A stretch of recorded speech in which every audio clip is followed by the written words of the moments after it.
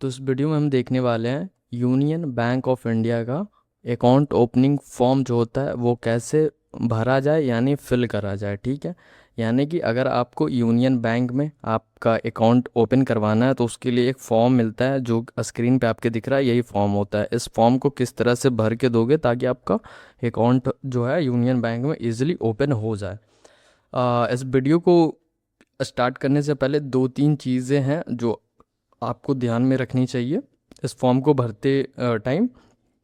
पहली चीज़ कि जो भी चीज़ें इसमें आप फिल करोगे यानी आपका जो भी डिटेल होगा, यानी कि आपका नाम, आपका डेट ऑफ बर्थ यानी जन्म तिथि, कुछ भी चीज़ें जो भी आप इसमें डालोगे वो चीज़ें आपको सही सही देनी है। और आपका जो आईडी प्रूफ है यानी कि जो आप आधार कार्ड देने वाले हो, पैन कार्ड देने वाले हो, जो कुछ भी डॉक्यूमेंट आप देने वाले हो उसके अनुसार सही सही होना चाहिए। ठीक है, पहली बात। तो दूसरी बात यह है कि आप जो भी चीज़ इसमें फिल करोगे तो उसमें ना आप सब बड़े अक्षरों में लिखोगे, छोटे अक्षरों में नहीं लिखोगे, यानी कि कैपिटल लेटर में लिखोगे। यानी अगर आपको ए लिखना है तो ए आप ऐसे लिखोगे, बी लिखना है तो बी ऐसे लिखोगे, सी लिखना है तो इस तरीके से आप लिखोगे। समझ रहे हो?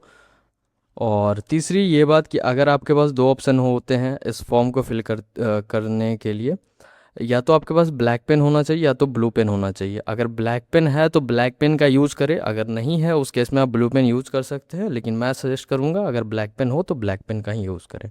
ठीक है, फिर इस फॉर्म को भरना स्टार्ट करते हैं। इस चीज़ को आपको नहीं भरना होता है, इसको छोड़ देना होता है।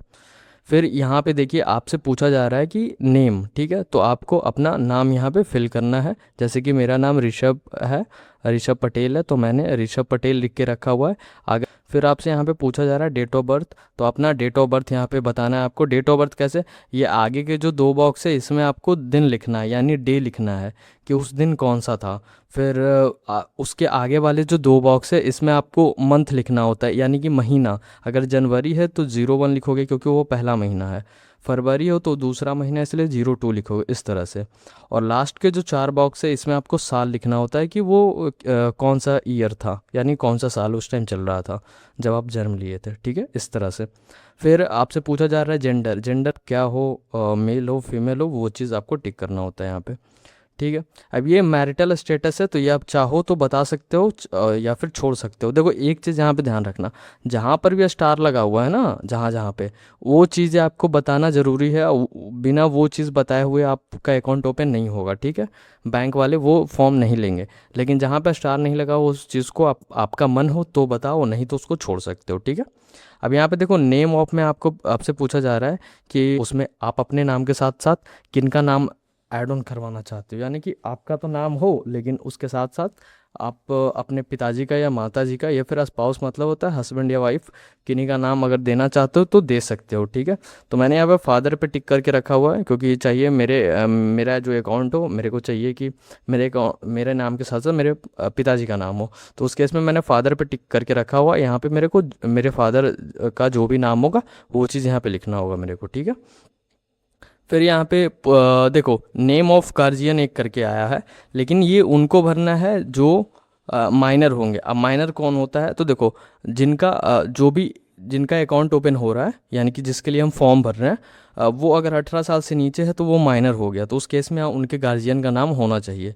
ये मैंने नॉर्मली केस में बताने के लिए मैंने बता दिया आपको। ठीक है, और इन सब चीज़ों को आप चाहो तो जैसे कि देखो नेशनलिटी, नेशनलिटी में ऑब्वियस बात है, अगर आप इंडिया से हो तो इंडियन पे टिक करोगे, अगर इंडिया से नहीं हो तो अदर पे टिक करोगे, फिर उस कंट्री का नाम लिखोगे। सिटीजनशिप में अगर आप इंडिया से हो तो आपको इंडियन लिखना होगा। ऑक्यूपेशन टाइप में मतलब आप क्या काम करते हो वो चीज़ बताना है। ठीक है, कहाँ काम करते हो ऑर्गेनाइजेशन में, रिलीजियस क्या है आपका ये चीज़ बताना है, एनुअल इनकम क्या है वो बताना है आपको, कैटेगरी बताना है, ये डिसेबिलिटी है कुछ तो यस पे टिक करो, अगर नहीं कुछ है तो नो पे टिक करो। तो ये सब चीज़ें हैं, लेकिन ये सब चीज़ें कहीं पे भी देखो स्टार मार्क नहीं लगा हुआ, तो ये सब चीज़ें तुम बता सकते हो अगर तुम्हारा मन हो तो, और नहीं तो उसको छोड़ सकते हो, कोई दिक्कत नहीं है। ठीक है, फिर हम आगे बात करते हैं। फिर यहाँ पे आपसे पूछा जा रहा है कि पैन, यहाँ पे जो भी आपका पैन नंबर है वो चीज़ यहाँ पे आपको फिल करना है। ठीक है, क्या यहाँ पे छोड़ो यार उतना, यहाँ पे तुम नन पे टिक करोगे नहीं तो अकाउंट ओपन होने में दिक्कत हो जाएगा।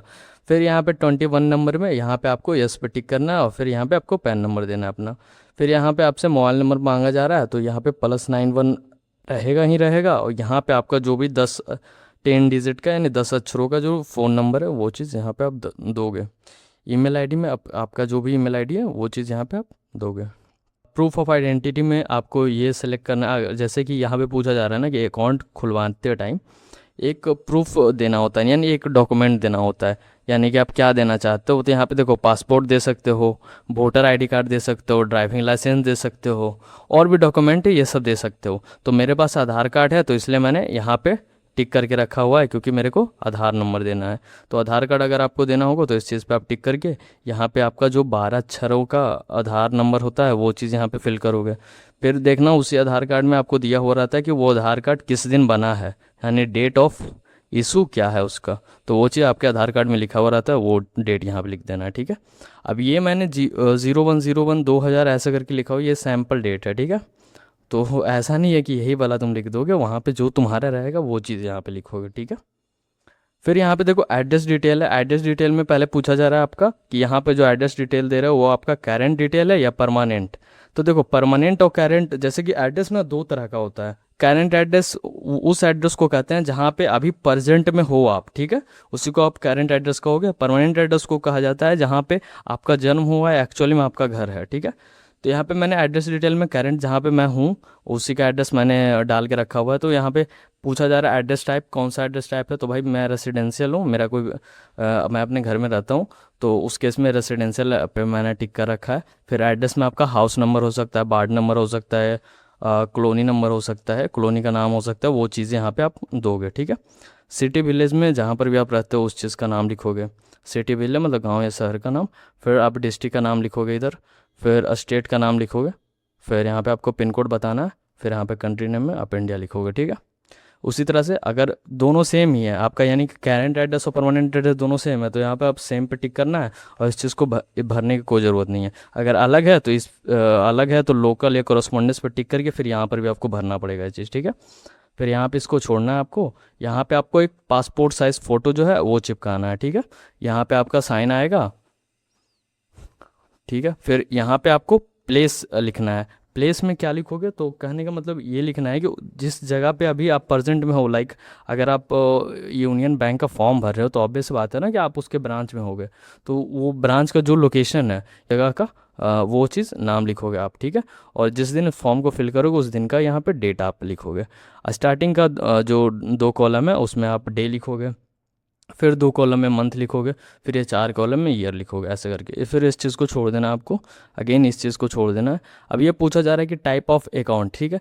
तो आप जो अकाउंट ओपन करवाना चाहते हो, किस तरह का अकाउंट आप ओपन करवाना चाहते हो इन सब ऑप्शन में से, तो पहला ऑप्शन है मेरे को सेविंग अकाउंट चाहिए, ठीक है। तो मेरे को सेविंग अकाउंट चाहिए, तो मैंने सेविंग अकाउंट पे बैंक अकाउंट पे टिक करके रखा हुआ है, ठीक है।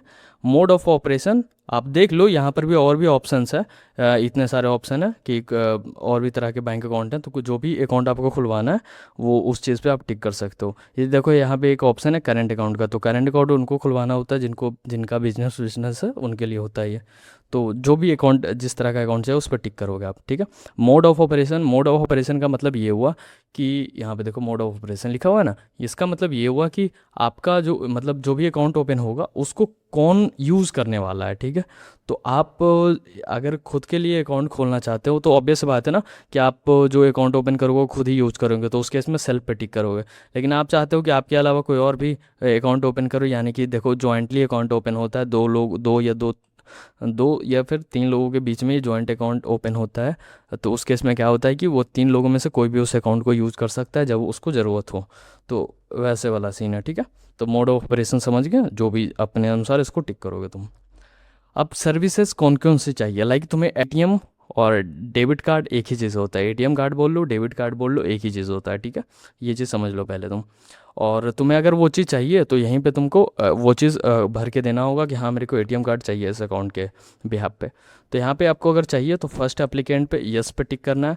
फिर यहाँ पे वो नाम लिखना है आपको जो आपके एटीएम पे प्रिंट होके आए, यानी कि अगर आपने कभी एटीएम देखा होगा यानी डेबिट कार्ड देखा होगा तो वहाँ पे ना आपका नाम होता है, तो जो नाम यहाँ पे आप फिल करोगे ना वही नाम वहाँ पे एटीएम पे प्रिंट होकर के आएगा। अब ज़रूरी नहीं है कि आपका जो अकाउंट में नाम हो और ये जो डेबिट कार्ड पे यानी एटीएम कार्ड पे प्रिंट हो गया है वो दोनों सेम हो, जो भी यहाँ पे आप नाम लिखोगे वही प्रिंट हो गया आएगा, ठीक है। फिर आपसे पूछ रहा है कार्ड टाइप, तो देखो एटीएम कार्ड के 3 टाइप इन्होंने बता के रखे हुए हैं, एक तो रुपए का है, एक तो वीज़ा का है, एक मास्टर कार्ड का है।